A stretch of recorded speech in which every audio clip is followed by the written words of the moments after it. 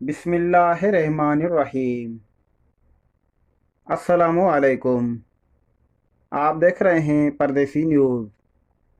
आज ये जो न्यूज़ हम आपको बताने जा रहे हैं ये ओमान में रहने वाले परदेसी भाइयों के लिए है। दोस्तों, जो मेरे परदेसी भाई ओमान में या पाकिस्तान में फंसे हुए हैं उन सब मेरे परदेसी प्यारे भाइयों की नज़रें एयरपोर्ट में हैं। बात यह है कि ओमान से पाकिस्तान तो बंदा आ भी जाएगा, मगर कुछ मेरे परदेसी पाकिस्तान से या एशिया कंट्री से इंतज़ार में होंगे, क्योंकि वो अपने अपने रोज़गार से लगना चाहते हैं। वो चाहते होंगे कि जल्द एयरपोर्ट खुले, फ़्लाइट ओपन हो जाए, ताकि हम अपने बच्चों और ख़ानदान के लिए रिज़्क़ हिलाल कमाने के लिए अपने अपने काम पे जाएं। दोस्तों, मुझे लगता है कि एयरपोर्ट ट्रैफिक बहुत अहम बन गया है, लेकिन इंशाअल्लाह ओमान के लिए जल्द अज जल्द एयरपोर्ट खुलने वाले हैं, क्योंकि दुबई में काम चलने लगा है, एयरपोर्ट रेडी है और कुवैत भी एयरपोर्ट खोलने का ऐलान किया है, यानी वो खुल गया है। लेकिन उन्होंने ये ज़रूर कहा है कि मेडिकल सर्टिफिकेट बनाना और आपके साथ लाना लाजमी होगा।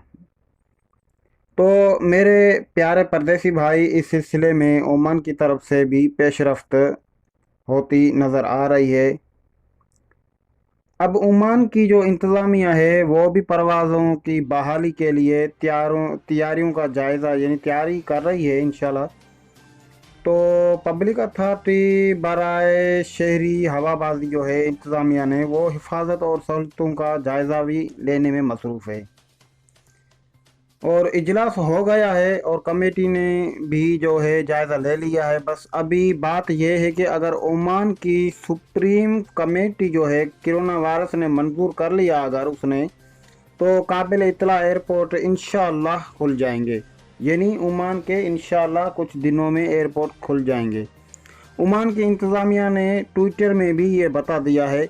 तो प्यारे परदेसी भाई, अभी चांस बहुत ज़्यादा है जल्द अज जल्द एयरपोर्ट फ़्लाइट खुलने की। तो दोस्तों, ये हमारे पास एक कन्फर्म न्यूज़ थी जो आप भाइयों तक हमने पहुंचाई।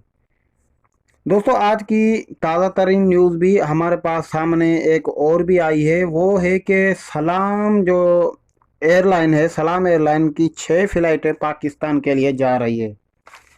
तो वो कहाँ से जा रही है, किस तारीख को जा रही है, वो भी इंशाल्लाह आपको तफसील से बताते हैं। तो एक जो है सलाम एयरलाइन स्पेशल है, याद रहे कि ये रेगुलर नहीं है, ठीक है, ये स्पेशल है। ये 13 जुलाई को जा रही है मस्कत से कराची। और दूसरी जो फ़्लाइट वो जा रही है 14 जुलाई को मस्कत से सियालकोट।